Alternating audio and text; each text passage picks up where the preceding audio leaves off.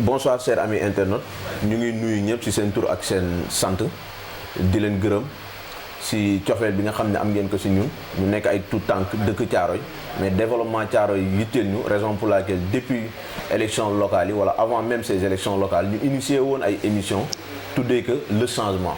parce que jàpp nañ ni Thiaroye dafa waroon a am changement ki fi nekkoon depuis plus de 25 ans wane woon na ay limitam raison pour laquelle ñu initié woon ay direct pour doomu Thiaroye yëpp mën see joxe seen xalaat pour motiver jeunes yi ñu génn voter massivement Dieu merci yàlla may nañu ndam ci émission yooyu nga xam ne doon nañu ko def tey nag ñu jëm ci yeneen i élection yu am solo ñu koy woowee élection législative ñu war a élire 165 députés yoo xam ne ñoo war a représenter Sénégal gépp parce que le rôle d'un député c'est de proposer et voter des lois et contrôler même l'action du gouvernement mais ku ne xam nga ni députés yi Sénégal yi à chaque fois dañuy faillir à leur mission te bu ñuy élire ay députés circonscription administrative bi yëpp gox bu nekk wala département bu nekk dañu fay jël ay représentants parti bu nekk jël fa ay liste titulaire ak ay suppléants gox bii di Thiaroye bokk ci département de Pikine am liste bu mel ni Yewwi Askan Wi mu jël ki nga xam ne mooy monsieur Ndiaga Niang mu bokk ci listam coalition bii di Benno Bokk Yaakaar jël l'ancien maire de la ville de Pikine monsieur Daour Niang Ndiaye mu bokk ci listam tey nag ñu am un réel plaisir un honneur je pourrais dire recevoir kàngam koo xamante ni histoire politique bu Thiaroye histoire politique bu département de Pikine ou bien du Sénégal de manière générale il n'est plus à présenter ñu am ak émission tey ki nga xam ne mooy monsieur Moda Ndiaye mu nekkoon adjoint au maire de la ville de Pikine nekkoon conseiller municipal fii ci Thiaroye ba léegi mu nekk ci landerneau politique bi tey nag ñu am prétexte waxtaan ak moom ci élection législative mais ku ne xam nga ni émission comme ni ñu koy defee à chaque fois dafay am entrée en matière raison pour laquelle dinañ dugg ci présentation bi dinañu dugg ci li nga xam ne mooy élection locale yi fi jot a jàll ci 23 janvier bi ñu génn dinañu ñëw aussi ci li nga xam ne moo waral émission muy élection législative donc ma nuyu kilifa gi monsieur Ndiaye Moda ma bàyyi la nga nuyu ak chers amis internet ak waa Thiaroye yu lay suivre yëpp ci NVA Post ak Instagram Boubacar 99 yi jërëjëf maa ngi leen di nuyu di leen ziar di leen dalal jàmm dans un premier temps di leen wax yëg si leen ak jàmm di nuyu seen auditeurs yi ak internautes yi nga xamante ni ñu ngi suivre émission bi di leen jéggalu aussi si un peu aléa yi comme ni mu ko waxee rek si retard bi mais je pense que ne liñ fi nar a wax jar na ko di ñaan yàlla sàmmal ñu suñu làmmiñ ñun ñi nar a wax yéen nit ñi nar a déglu di taataan yàlla sàmm nopp yi ba ngeen xam ne ngeen dégg ci di leen ziar di rafetlu lu ngeen di defit parce que ay ndaw a koy def kon yàlla gën leen jëmal kanam tey la am occasion effectivement dajeeg Boubacar ak NVA Post pour def émission bu mel nii kon nag nañu nuyuwaat auditeurs yi ak internautes yi di ñaan yàlla defal ñu jàmm balaa moon commencé nag dama am benn hommage boo xam ne dama ko rendre ci koo xamante ni ku ma jige la être boo xamante ni dafa sori woon ci man muy suma yaay gaañu dimanche passé juruma nag mère Fat Diop lañ koy wax yàlla yeesal yërmande ci moom. amiin amiin monsieur Ndiaye pour démarrer l'émission boo ñu doon tënkal kan muy Moda Ndiaye. bon question bi yomb naa généralement chaque fois qu'on me pose question boobu bés bu ñu ma ko laajee rek. doon naa daal Moda Ndiaye daal. pour cerner ko da nga naan jaam ak boromam la. mais nekk doomu Thiaroye. juddoo ci dëkk bi màgg fi. yàlla def na aussi am na année yoo xamante ni pendant 7 ans génn naa fi pour jàngi. demoon Bulgarie jàngi. J'ai 58 ans. Je suis marié, père de 4 enfants avec 2 épouses. Je suis ingénieur informaticien de conception. J'ai eu mon diplôme d'état en Bulgarie en 1993, le 16 juin, qui coïncidait à la date de mon anniversaire. mu nekkoon suma 29e année. loolu daal li may tënk daal loolu acteur politique la fi nag. acteur politique la bi ma amee 17 ans laa commencé intéressé wu ci politique. te loolu su dafa am suma mag yoo nga xamante ne moi dama bëggoon lecture j'aimais beaucoup la lecture. et je lisais les œuvres communistes. à travers sumay mag. mën naa ci citer Pape Omar Diouf ngeen gën ko xam ci Mandel. mën naa ci citer Mamadou Sall ngeen gën ko xam ci Nixon.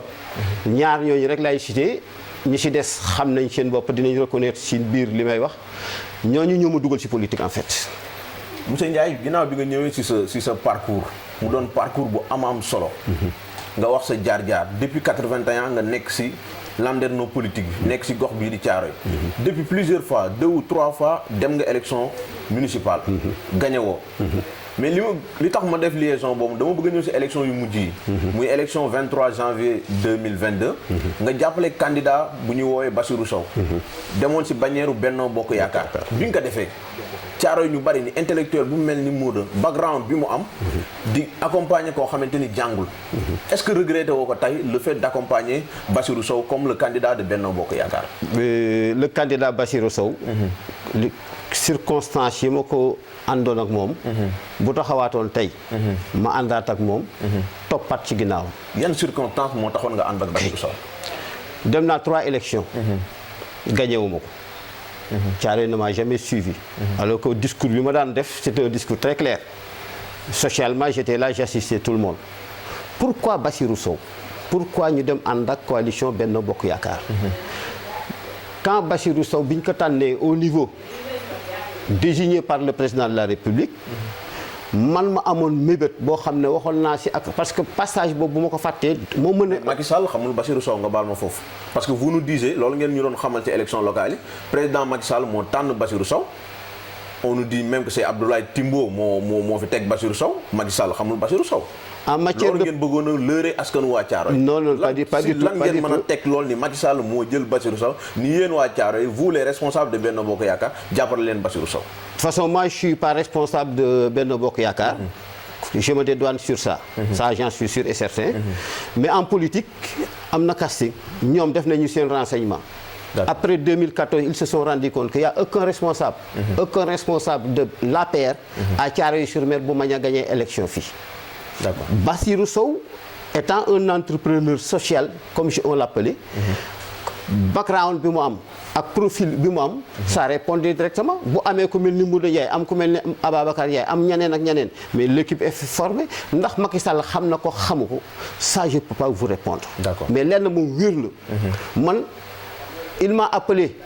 une semaine avant j'ai dit non. mais quand j'ai eu l'information que c'est le président Macky Sall qui l'a choisi man doy na ma sëkk Bassirou jiite une liste Benno Bokk Yaakaar ma topp ci ginnaawam pour Thiaroye. j'ai jamais et je ne serai jamais membre de l'APR ni de Benno Bokk Yaakaar. ok donc Bassirou Sow pourquoi. oui. xam nga politique buñ ko tegee ci njàng wala teg ko ci intellectuel. du ñu dem. d'accord léegi même me relancer la foofu. moo de mi nga xam ne xam nañu background comme je l'ai dit tantôt ci présentation bi. mu nekk ingénieur en informatique. koo xamante ni nee na ni jàngul. mënuñu yem foofu parce que bari na ay maires yoo xamante ni mosuñu fay les bancs te am nañu bilan. bu ma neexee ma tontu la ne. oui. Modou mi ñu ne dafa jàng. mu dem ñetti yoon élection. ak diplôme d'ingénieur d'État. ingénieur de conception. il n'arrivait pas à gagner les élections. d'accord politiquement. donc politiquement Modou war na xool boppam. mais fi ma bëgg a ñëw foofu mooy. Modou mosuñu gis mu ànd ak waa Benno Bokk Yaakaar. waaw gis nañu en 2009. Idrissa Seck nga fi représenté woon. bi nga demee mairie de la ville de Pikine. Benno Siggil Sénégal moo fa nekkoon. nga xam ne avec AFP. ki nga xam ni mooy Pape Sagna Mbaye nekkoon fa nga nekkoon ci ginnaaw. est-ce que boo moom bu taxawee tey ni Bassirou Sow laay jàppale parce que Macky Sall moo désigné Bassirou Sow est-ce que c'est pas contradictoire. non c'est pas contradictoire. pour man c'est pas contradictoire 2014. l'APR ak ñu am ci kilifa. démarché nañu man Modou Ndiaye pour ma ñëw bokk APR. ma dem uyu ji leen. bi ma leen di uyu ji. képp kuy responsable APR ci Thiaroye du ma leen tudd tey bëgguma leen tudd seen tur sax koo fi dégg muy prétendre ne responsable APR la convié woon naa la ci rencontre boobu bi nga xam ne au niveau de l'APR dañu amoon ce qu'il appelait la commission accueil et intégration donc le responsable buy ñëw ñoo koy accueillir. J'ai été accueilli par cette commission devant tous les responsables politiques de l'APR au niveau de Thiaroye pour intégrer l'APR. J'ai donné mon accord que j'ai en 2014, c'était le 23 mars 2014. J'ai donné mon accord que je vais intégrer l'APR, mais à une condition, devant tout le monde. Voilà. Moi, je suis très politique. La condition, c'était pour que je devienne membre de l'APR, il faut que nous organisions un meeting d'entrée pour moi. te fekk ñu la si. te fekk ñu ma si lu ma bëggoon. waaw defuma it la ñu waxoon. lii moo tax te ba ñu toogee foofu devant la commission d'accueil je leur avais dit ne leen Thiaroye dafa am ñaari contrat yu mu luwee. benn bi c'était avec le parti socialiste du ma si dugg du tey benn bi avec le PDS ba ci date boobu ma leen le troisième contrat que Thiaroye de police devait avoir man danaa leen ko jox avec la man leen mettez-moi sur n'importe quelle liste je vous donne Thiaroye. D'accord. Je vous donne la mairie. Moi, mes ambitions, c'était ailleurs. D'accord. Et je l'avais dit en 2014. Mettez-moi sur une liste pour que je vous donne Thiaroye, afin que Thiaroye soit parmi les rares communes que vous allez gagner. Ils en avaient gagné 7 sur 16. Moi, je suis politique, je suis stratège. Donc, la ma leen waxoon ambition ba mu amoon yaakaar ne Thiaroye bu ñu ko tegoon si escarcelle en 2014 bu parti au pouvoir waroon na ñoo mën a dépasser fii. moo tax bi ñu nee tànn nañu Bassirou Sow pour répondre à ta question. la ma mébatoon en 2014 moom laa ne ñëw naa ko yeggali si Bassirou. moo la poussé. moo ma poussé. dépassé naa. man foo xamante ni dama naan Bassirou jàng nag jàngul dama lay wax lu leer. yàlla mi ñu tiim parmi tous les responsables politiques de Thiaroye man yéex naa xam Bassirou Sow man. D'accord moo ñu nangul la lool. ok nga ànd ak Bassirou battre campagne. muyee le maillot. fës si lool. bu ñu demee sax di jël kaddu seen candidat du jël kaddu Modou Ndiaye mooy jël kaddu. Thiaroye. Modou Ndiaye mooy bul ni Thiaroye parce que amoon na yeneen candidat aussi. Il y avait 8 autres candidats. yoo xam ne kenn ku ne mu ngi doon battre campagne. te bi ngeen demee laaj baatu waa Thiaroye faluñu leen.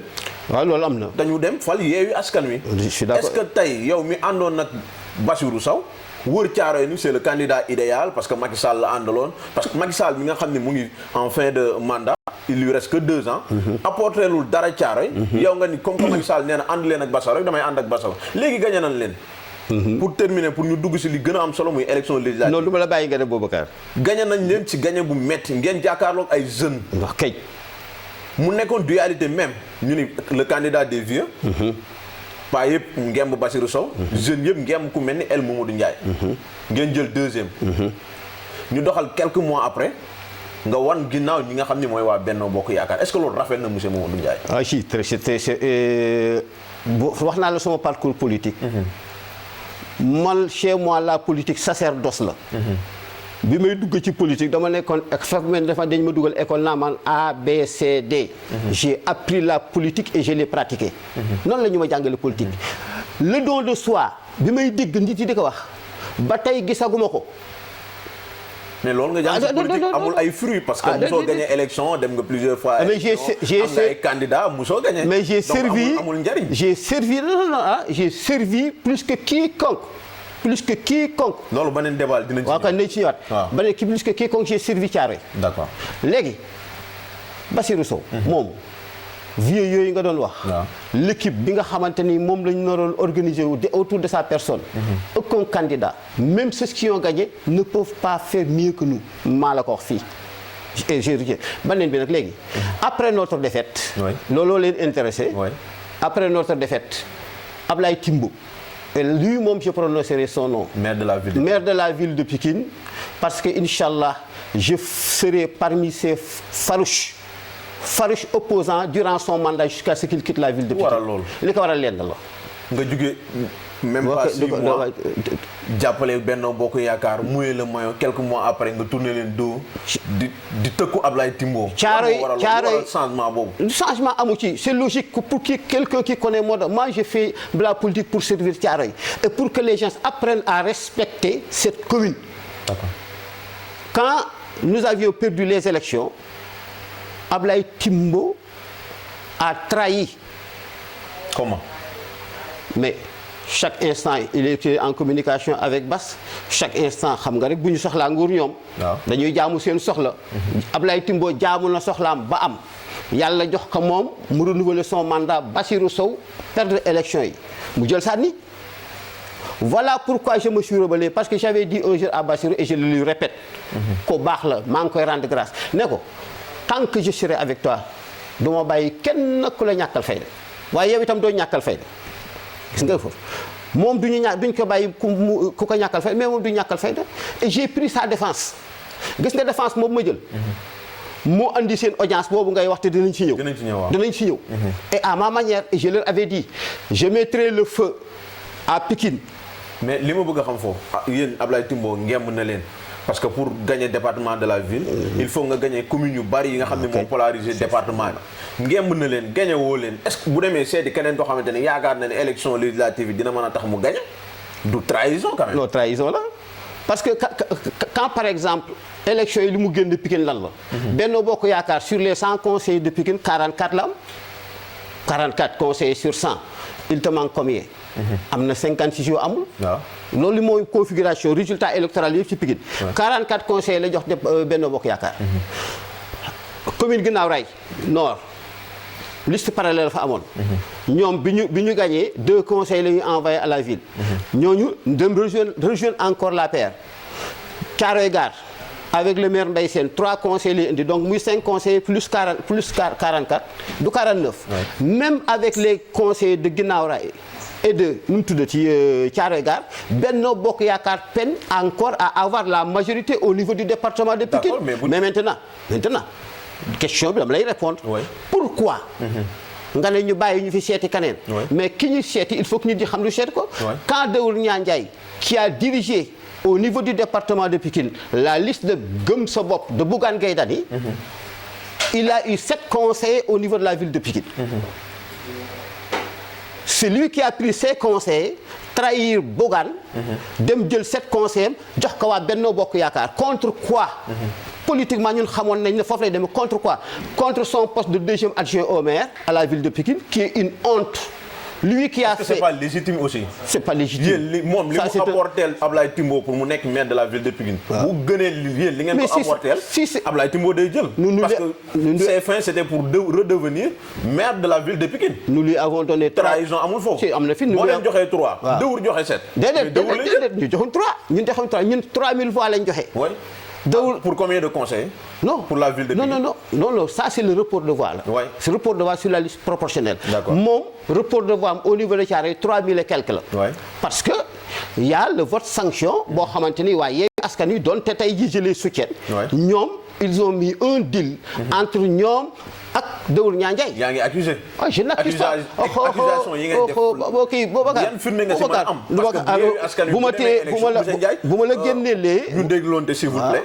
bu Yewwi Askan Wi demee. même bu fekkee ni ñoom amuñu woon candidat. au niveau de la ville. ñu dem battre campagne pour seeni candidats yi nekk ci commune bi. amuñu benn accointance ak ki nga xam ne mooy Daour Niang Ndiaye donc mënoo taxaw tey ni dañoo amoon benn baara yëgoo ñoom ak Daour Niang Ndiaye. Le report de voix est automatique. Daour ne peut pas avoir à Thiaroye contradiction yéen ñiy def arithmétique à Thiaroye on nous dit qu'il a eu 740 voix. À la ville de Pikine il a plus de voix que nous. C'est pas possible. Il y a un deal politique qui a été bu ñu teg man Boubacar amul kenn ànd ak yow tey taxul nga mën a la démb non ku ci ne loo fi defoon danaa ko parce que man je suis là pour l'histoire. D'accord ñu avancer. donc looloo waral. 7 conseillers yooyu la jël dolli ko Benno Bokk Yaakaar sur les 49 mu am 50 lan mu am 56 conseillers voilà la majorité de Benno Bokk Yaakaar fondée sur quoi sur la trahison Daour li mu def Bougane dafa ñaaw.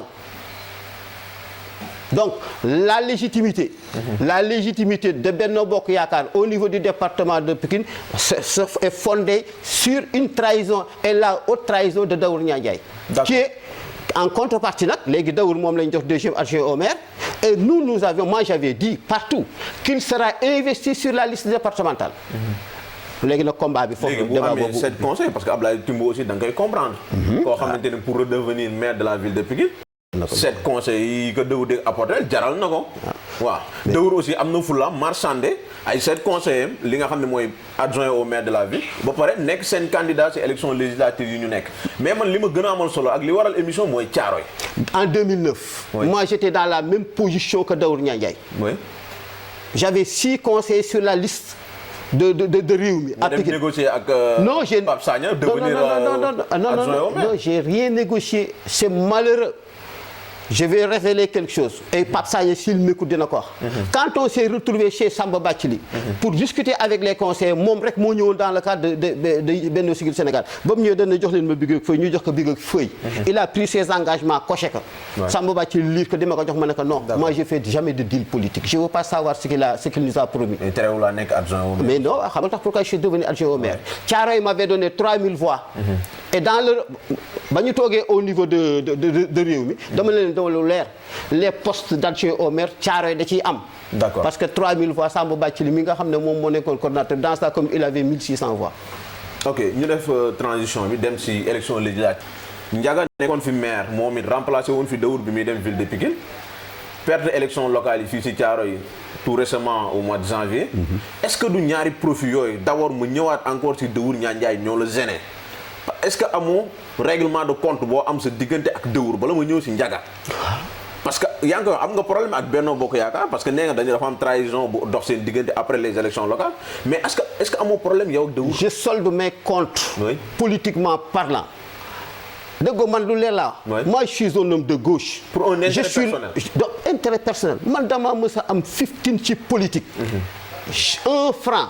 Personne, aucun responsable dans ce pays ne peut prétendre, Idriss Seck fut-il, ne peut prétendre m'avoir remis 1 franc. D'accord. Moi, je suis un homme libre. J'ai acheté ma liberté de mes propres fonds. Ok. Loo ngeen dégg ma def ko ci politique, c'est sur fonds propres. D'accord. Dërëm mësuñu ma ko jox. ok léegi yow ak Dëwur. Ma ak Dëwur nag Dëwur. pour ñu gagner du. Dëwur moom leen na fi am. waaw.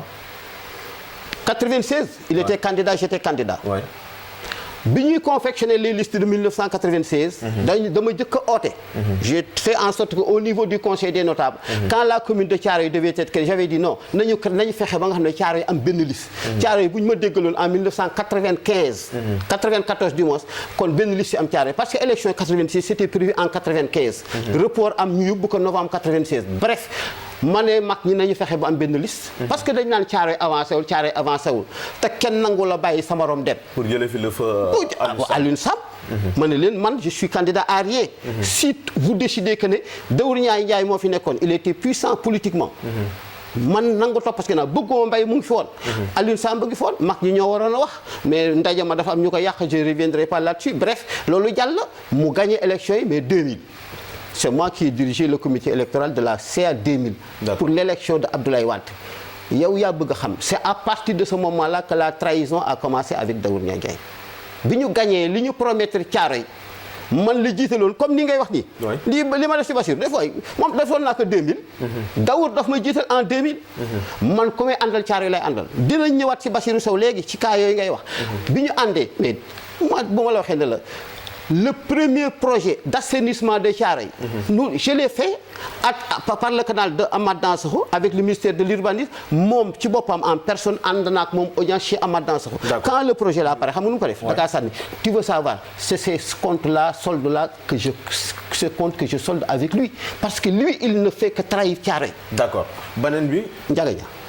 ok donc là on peut retenir que ni da ngay combattre Benno Bokk Yaakaar pour ñu am défaite à Thiaroye ci élection législative. non yow ma Thiaroye rek yàlla bu mu yem Thiaroye. seen défaite yàlla nekk au niveau du département te yàlla nekk au niveau du Sénégal. d'accord beneen bi parce que ñaar moo fi am aussi. ayca bismillah. boo combattre Benno Bokk Yaakaar forcément da ngay jàppale Yewwi Wallu. waaw parce que jàpp na ni ñoom ñooy opposition bi nga xam ni mën nañu faire face à Macky Sall pour mu bañ a am li nga xam ni mooy majorité à l'Assemblée nationale imposer ko cohabitation. waaw. opposition boobu Ndiaga la ñu investir. ku ne xam nga sa. xam nga jàkkaarloo boo xoolee suma jàkkaar. est-ce que ça te gêne pas soutenir la candidature de Ndiaga Niang? pas du tout parce que kon xam nga dafa am sama benn xarit daf ma ne da nga régler problème yu bëri Thiaroye ma ne ko ban problème mu ne ma sa diggante ak Ndiaga Niang ay mbokk lañu. cette maman là bi ma doon rendre hommage léegi. mais Ndiaye yu Ndiaga Niang la dama koy rendre hommage toujours yor moom itam. mais est-ce que ça a empêché que je l'ai toujours combattu. tant qu'il sera dans des turpitudes je le combattrai. mais ñaari contexte yemuñu. man damay politique. damay contextualiser le contexte local moo andi woon situation boobu. quand maintenant enjeu national taxaw nag enjeu national bu taxawee man damay taxaw jàkkaarloog jeunes yi Thiaroye jàkkaarloog jeunes yi Sénégal ne c'est votre tour c'est à vous de créer les conditions d'une cohabitation. Okay. On me dit que le pays n'est pas stable stabilité. mais donc yow pour jàppale Ndiaga tu vas au-delà de sa personne. non au-delà parce que d'impact bi nga xam ne mën na ko apporter à Thiaroye parce que Ndiaga n'est plus à présenter nekk na fi 25 ans montrer ses limites bu ñu jugee tey ni Ndiaga moom la ñu bëgg mu nekk député du jariñ dara Thiaroye. Thiaroye am na ñaari chance. waaw d'avoir un député maire. Oui. avec Alioune Sam. À quoi ça nous a servi. rien. Thiaroye a eu la chance d'avoir Daour Ndiaye comme adjoint au maire. À quoi ça nous a servi. rien. donc essayons pour une fois qu'on ait un maire El Mamadou Ndiaye yàlla jàppale ko. et qu'on ait un député qui s'appelle Ndiaga Niang ndax ñu xelaat ba xam ndax ñoom ñaar parce que yëpp ñaari postes yëpp dañ ko mës a fusionner mu dajoo ci nit te amaluñu benn njariñ cette fois-ci je pense que ne au moins essayons El Mamadou yàlla fal na ko ba pare et il est sur la liste départementale Ndiaga ñu fexe mu nekk maire cinq conseils yi ñu am ñoom sur le liste Yewwi Wallu mais waa PDS ñaar lañ ci am les 3 sont de Yewwi Askan Wi. D'accord. donc contexte national la et enjeu bi lan la. enjeu bi mooy kii ñu jàkkaar lool muy Macky Sall jiite réew mii moom bu fekkee dafa foog ne buur la nar a doon lu nekk bum mi loolu man la ne man je le dis avec assurance yéen laay waxal yéen ñun biñ ciy tollu en 2000 j'avais 36 ans foofu la ñu créer les conditions de l'alternance. D'accord. Comment nous avons fait pour jëlee fi Abdou Diouf. jafewul woon alternance gënoon na jafe cohabitation. Ouais. pour l'histoire je suis en France. Il y a eu 3 cohabitations. dégg naa Jamil Sarr wax ko barke démb effectivement les périodes les plus fastes économiquement parlant de la France mooy ñett yi nga xam ne am nañu cohabitation. cohabitation Sénégal lan la ñuy jural. Macky Sall président la donte on a un régime présidentiel. Avant ma ñëw ci enjeu pour terminer l'émission. Enjeu au niveau national. mais au niveau communal. c'est très important. ok aussi bu ñu sañoon on a rien contre Ndiaga. bu ñu ko daan xeex gestion la ñu daan xeex. au niveau local. ni mu yoree mairie bi. Daour Ndiaye la même chose moom it. nekkoon fële ci vice-président à l'Assemblée nationale nekk maire de la ville de Pikine. gisuñu njariñ bu mu amal Thiaroye. donc tey bu ñu ñëwee rek ni dafa bëgg a nekkaat député aussi dañuy poser énormément de questions mais ku mel ni Ndiaga. bu nekkoon tey député parce que il incarne l'opposition. lan la mën a jariñ Thiaroye parce que yaa ngi koy wax léegi. Ndiaga depuis 25 ans mu ngi fi defu fi dara.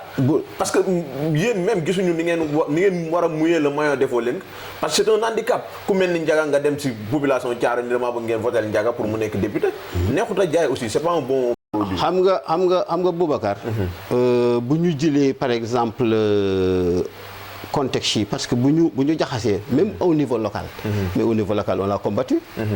def nañu le travail. on a fait ce qu'il fallait faire il fallait créer les conditions de l'alternance créé nañu ko. léegi lan moo ci problème bi problème amatu ci man day posé wu ma problème. pourquoi au niveau de leur coalition ñoom de leur intercoalition ñu investir Ndiaga. je ne peux pas répondre à ça politiquement am na ça se justifie parce que c'est le responsable il paraît départemental au niveau de Pikine. de Pikine waaw. El Mamadou pourquoi il a été investi parce que déjà il a gagné une mairie. en tant que suppléant aussi. mais ba tey on sait l'avenir kenn xamul lan la. kenn xamul lan la mënuñoo régler les questions d'aujourd'hui est-ce que problème bu poste la mais dama ne posture bi mu taxaw moom El Mamadou bu ñu ne il doit faire l'assainissement de Thiaroye ñëpp ne waaw parce qu'il est le maire il a un budget voté pour lui. il a demandé aux populations ñu fal ko. Ndiaga Niang en tant que député bu fekkee ne Yewwi Askan Wi Wallu ñoo gagné quand il y aura une majorité à l'Assemblée nationale espérons que la politique qui sera définie par la coalition bu ñu war a mën a appliquer 2 ans wala après 2 ans dana mën a jëriñ Thiaroye. aujourd'hui ñun dañ doon jaay Thiaroye benn projet boo xamante ni. muy le projet de la restructuration de Thiaroye. dina ko mën a porter à l'Assemblée nationale. pourquoi pas. waaw beneen bi pour terminer l'émission parce que c'est important et ñu bari ñu ngi ko doon xaar. bu ñu paree dinañu enregistrer émission bi chers amis internautes gis ngeen awma seen temps dama leen daan citer bu may def émission mais tey on est en train d'enregistrer sur YouTube et pour permettre ñi nga xam ne mënuñu nekk en direct parce que suba gars yi dañuy liggéey mënuñu nekk en direct raison pour laquelle ñu koy enregistrer sur YouTube bi donc loolu moo tax maa ngi leen di sant di leen gërëm nous sommes en direct avec monsieur Modou Ndiaye nekk acteur politique nekk na koo xamante ni kenn du ko présenté tey mu jël am benn posture boo xamante ni jaaxaloon nañu bari lan moo tax mu jàppale Benno Bokk Yaakaar ci élection locale yi élection législative muy combattre Benno Bokk Yaakaar monsieur Ndiaye beneen question parce que wax nga lan moo tax waa Thiaroye war a voter Ndiaga Niang intercoalition Yewwi Wallu beneen damay ñëwaat ci Benno gis nañu ki nga xam ne Bassirou Sow yow si nga bokkoon ñu leen di woowee les mécontents après élection yi ngeen ni Ablaye Timbo def leen a trahir ngeen ni doo leen soutenir Benno Bokk Yaakaar fan yi Macky Sall accordé leen benn audience lu waraloon audience bi ak ñan ñoo demoon ak audience boobu lan ngeen fa jëlee ndax yow demoon nga ci audience bi non man dew ma ci audience bi li tax dew ma de toute façon ñi organiser audience bi bëgguñu woon ku mel ni Modou Ndiaye dem fa déjà mais li waral audience bi dañ ko seet parce que wax naa leen ne ñoom dafa am lu ñu doon jaay Bassirou ñun ñi nekk ak Bassirou ñu wan leen ne leen ils sont pas plus politiques que nous sama publication yi ma def yëpp xamoon naa ne aboutissement bi mooy lan il fallait enflammer Pikine ba dama fi nekk di la wax ba Mimi Touré mii seen tête de liste nationale elle nous a reçu kilifa gu nekk jaar na grand Serigne Dakar ñoom ñëpp pour attiser le feu moo wax la ko tey pour ngeen soutenir Benno Bokk Yaakaar déedéet parce que nous on avait menacé donc loolu menace bi mu amee ku nekk nag léegi missionnaires yi ñëw ku nekk pour apaiser la situation ñëpp sauf Dawur Niang Ndiaye Pape Sagna Mbaye est venu. qui est candidat depuis loolu Dawur approché wu leen. déedéet. moo xam. mais bref audience bi am na ñan ñoo demoon. man li ma ci xam dañ ma oo rek ne ma danaa dem Macky Sall dina ma recevoir tey. ma leen Bassirou Sow parce que moom laa ko si xam. ma ne ko ça m'étonnerait demal. mais moi j'ai pas le temps de faire un briefing avec toi à la veille de l'audience demal nga rencontrer ko loolu laa wax ak moom ñoom foofu mu dem le lendemain j'ai appris que bi mu dem ku mu àndal déggoo moom fa laa jëm le lendemain j'ai appris que parce que wax naag ay nit ci guddi gi parce que am na information bu ma amoon tey ji du ma nelaw am naa wax ci nit ma ne leen hypothèse yi ñaar la si Bassirou Sow doit être reçu par le président Macky Sall man Modou Ndiaye suma culture politique sama dégg politique sama xel dafay tey c'est pas possible Bassirou ne peut pas être reçu par le président, seul par le président. Soit day dugg dans une délégation. booba j'ignorais encore que les Omar Sène et consorts dinañ dem. mais sama analyse lay def ma leen loolu man la ne wa ila il n'est pas reçu par le président. kan moo lijjanti audience boobu. Pape Sagna day dëgg yàlla. mais Pape Sagna yow la war a gën a mën a jege que Bassirou Sow. dëgg yàlla moom ak fi ngeen nekkoon adjoint au maire am. waaw non c'est que ñoom seen problème xam lan la. c'est des politicards. ñoom seeni intérêt la ñuy dox. d'accord.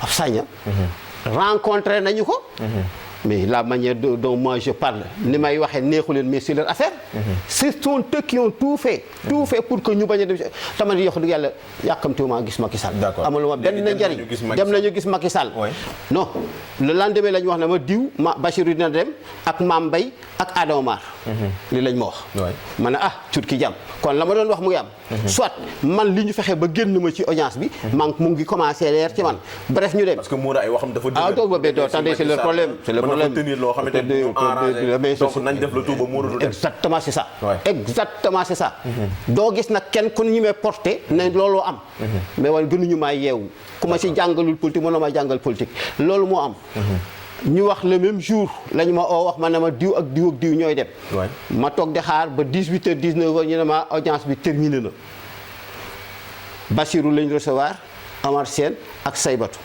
je pense ak Mame Mbaye Adama donc la ma njortoon am na j'ai écrit quelque part qu'il y a eu trop de manipulation pour jëlee fa lan pour li ñu fa jëlee day leen na rek laa ci xam parce que xaw ma ndax pour politiquement am na lu ñu fa jëlee pour Thiaroye mais tout ce que je sais mooy jox nañ leen ku ci ne 10 millions de francs ñoom ñett muy 30 millions jox 10 millions Omar Sène jox 10 millions Dawur Niang Ndiaye Bassirou Sow ak Saybatou Diop ñoom ñett est-ce que tey ñi nga xam ne doon na wax ni ku mel ni Bassirou Sow pour ne pas revenir en arrière amuñu raison ni Bassirou Sow intérêt la fi nekkal ak paa yi ko wër est-ce que tey ñooñu amuñu raison Bassirou Sow mi doon wax ni dafa mer dañ ko woor Macky Sall dem jox ko 10 millions pour tëj gémmañam pour jënd ko est-ce que ñooñu tey amuñu raison. non man du ma juger ci am na raison amul raison mais ku ci nekk da nga koy xool li mu mer mais je sais que ne Bass ku baax la. nit nag léeg-léeg nga ànd ak Modou Ndiaye moo xamante ni. da lay dugal ci yenn yi. politique bëri na ci nag. mais Bassirou. ci ñun ñii politique fii si Thiaroye ku mu si gën te intègre gënoo ko intègre lii moom moo wax la ko bu ñu leen joxoon sans démarche bi. voilà démarche bi malheureusement c'est au niveau de la démarche. léegi man li andi sama du divorce parce que on avait créé un groupe autour de Bassirou. dañ créé woon benn groupe autour de Bassirou Sow. D'accord. bi ñu créé groupe bi. ñuy dox ñoom li ñuy doxee man ne leen. man du ma posté li may posté publier li may wax ci Benno contre Benno Bokk Yaakaar te wax naa leen ne loolu moom mooy li ma gëm. oui Macky Sall milliard entre temps bu ko indiwoon Thiaroye. du tax nga changé day dem jamais. d'accord léegi ñoom dem nañ palais jël nañ ku ne 10 millions. est-ce que 10 millions yooyu yow mi àndoon ak Bass soutenir ko ba ñëpp gis la ci élection locale jot nga ci sa wàll wala jotoo ci sa wàll. aywa dinaa la wax lu leer. parce que dama ne la. li may bañ xam nga VAR bi ngeen di wax. waaw VAR xam lu koy indi. heure bi ngay wax di jàkkaarloog askan wi ngay wax di wax waxu waxu dëgg. VAR li koy indi. yàlla day xam ne yow Modou Ndiaye fi nga toogoon keroog di jàkkaarloog askan wi waxu dëgg. bu ma leen ne tey ji ba Boubacar dama lay wax fii lu leer. quand ils ont reçu leurs 10 millions. na ma jot nañu ko téléphone lañ ma woo de. envoyé nañ ma 100 000 francs. biñ koy indi dama aussi waa kër ñi fi nekkoon. ma ne leen kaay leen ñëw leen ma jël leen seede vous ma famille. voilà ce qu'ils ont fait. lii la ñu def man lii laa ci xam. nga ñu envoyé le 100 000 francs. nga jël 100 000 francs mu ngeeg fii. d'accord waaw. est-ce que du woon gën a rafet. waaw ñoo xamante ne actuellement yaa ngi leen di combattre. ñu joxe 10 millions jàpp naa ne pour ñu jënd waa Thiaroye la parce que noonu laa ko mën a tuddee. waaw bu fekk ñu jox la ci yow 100 000 francs nga koy jël est-ce que du woon gën a mën a pour ne pas être contradictoire nga delloo leen seen 100 000 francs. je ne suis gisal je me voile même pas la face. yàlla rek a tax may wax xam nga woon naa fee di wax leen ne. je me voile même pas la face yéen ñi may déglu lii ma leen wax noonu la amee. loolu laa ci xam. depuis lors. aw mag ñoom benn contact. yow fa nga nekkoon ba léegi yaa nga fa. pour lu fi jëlee Macky Sall. lu fi waxuma sax lu perdre loo Macky Sall. mais en ci kanamu la fay li élection yi jëm li fi jëlee Macky Sall laay wax. d'accord pour terminer. monsieur Ndiaye waaw. élection yi wax nga enjeu bi nga xam ne am na au niveau local. li nga xam ni le maire ou bien ki nga xam ne moom la ñu investir di Ndiaga Niang bu ñu ko falee.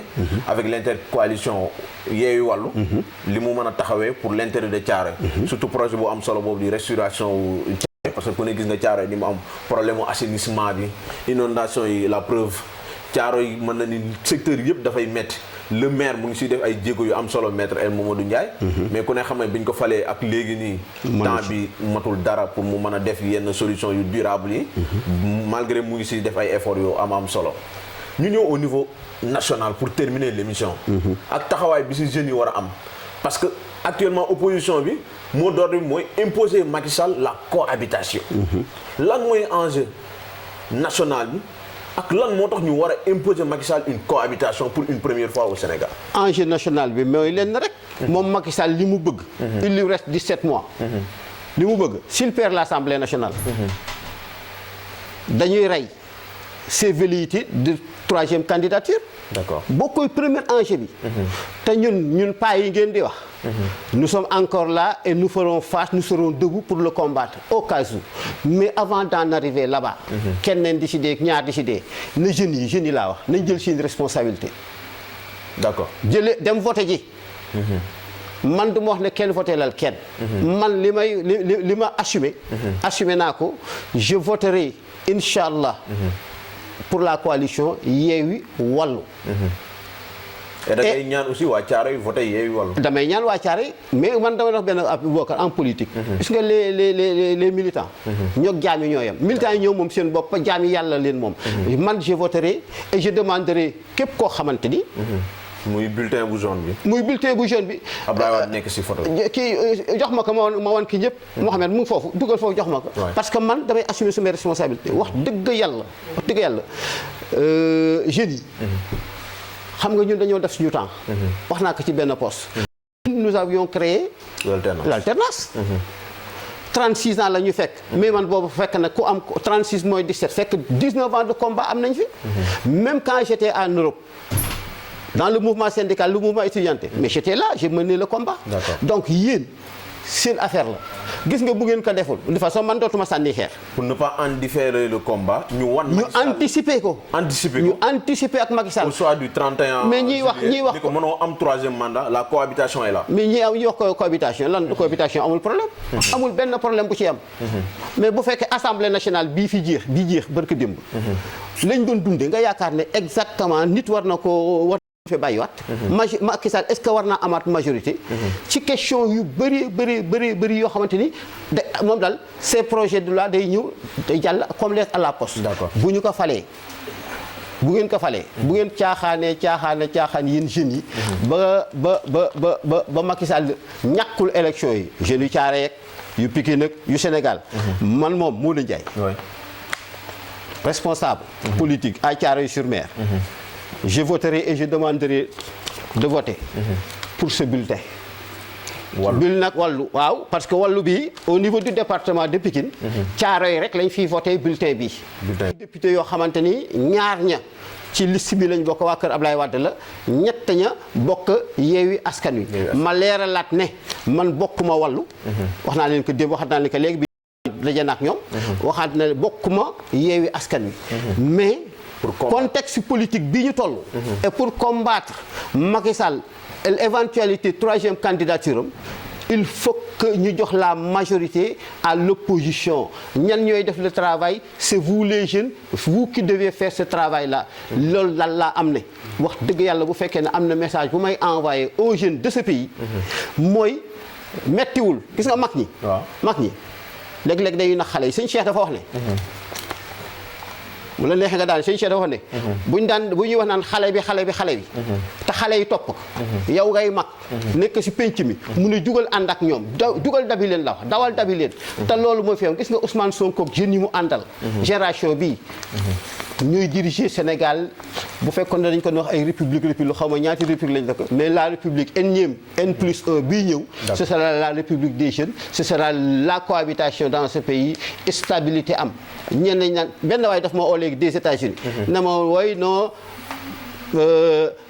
cohabitation war la am la cohabitation c'est pour les hommes avertis maanaam qui sont les hommes avertis mu ne c'est ceux qui connaissent les enjeux politiques mondiaux et économiques ma ne ko kii mu ne ma ne ko ok j'apprends moom il est tombé dans mon piège. commencé di ma bind ba ne ma non yéen xamoo leen dara nangam ak nangam et puis je vais t'expliquer quoi xam nga lu ma ko tegal. dama ko bindal texte ne ko j'en sais plus que vous. parce que j'ai fait 41 ans de politique et je suis de la gauche ba ma ko bindee 17h25 ba tey tontooguma. d'accord kon nag yéen xale yi jël leen seen responsabilité. yàlla na yàlla defal ñu jàmm. amiin amiin élection yi daal jàmm la war a ne. amiin. bu fi kenn toj dara du fi toj le peuple sénégalais a montré sa responsabilité chaque fois. bu ñu nee bu nit ñi tiit. d'accord ancien adjoint au maire fële ci maire de la ville de Pikine. nekk plusieurs fois conseiller municipal ci commune bu Thiaroye. nekk plusieurs fois candidat à la municipalité. ñu am plaisir di ko recevoir ci première émission bi bu tudd émission bi nga xam ne mooy l'heure de la cohabitation parce que jàpp na ni la cohabitation est nécessaire pour le Sénégal. et inévitable. Merci beaucoup et parce que gis na ni Macky Sall bu ñu ko empêché wul li muy teg nii c'est pour avoir un troisième mandat donc ñuy ñaan képp kuy ndaw rawatina waa Thiaroye yëpp nga génn massivement le 31 juillet dem voter Yewwi Wallu muy bulletin bu jaune bi pour jële fi Macky Sall jox un avertissement pour bu 2024 jotee mu bañ a def troisième mandat. C'est un réel plaisir de recevoir ki nga xam ne mooy sunu papa la parce que man bu may def émission bu lamp yi tàkkee rek beneen posture laay amee moo tax ngeen gis émission bi xaw a tàng tuuti. mais sunu kilifa la nekk kilifa gu baax bu ñu amee passion ci politique dafa c'est jouer rôle bu am solo monsieur Ndiaye ñu ngi lay sant bu baax di la gërëm c'est un honneur pour nous nga bàyyi sa yitte kilifa gu toll ni yow permettre ñu def ak émission ak yow merci beaucoup monsieur Ndiaye. maa ngi leen di ziar di leen ñaanal. di leen ñaanal yàlla mottali seen ndaw. addina fii yàlla rek fi ne. lii ngeen di def nii. dama koy man sama kër da ngay toog yow. mooy leen certainement dans 20 ans je serai plus de ce monde nit ku ne na nga projet bu boobaa yéen a fii ne prenez vos responsabilités quand il faut les prendre man day suma àddina amul ci benn instant boo xam ne nu tudd am na un vide dama ko combler lépp kon yàlla def leen ni mag lii ngay dox di ko wax xam nga ba joxe na la bu ma nekkuma sa pap fais ce que tu as à faire te defe naa émission bi wane na ko te chaque jour on est ensemble kon lii mooy objectivité man it je pense que ne bu ma waxoon laneen bu ma génnee fi bu subaa boobu mooy tul duñ fi toog kon yal na yàlla dool leen sutura yàlla mi nga xam ne mooy joxe ndam yal na yàlla jox opposition bi ndam yal na ñu yàlla musal ci Macky Sall ak ñi mu àndal yal na yàlla sàmm Caaroy yal na yàlla sàmm Sénégal yàlla sàmm département bi Sénégal ci kanam la jëm kenn mënu ci dara il y aura cette cohabitation comme il a eu cette alternance et on en compte déjà 2 à 3 jërë ngeen jëf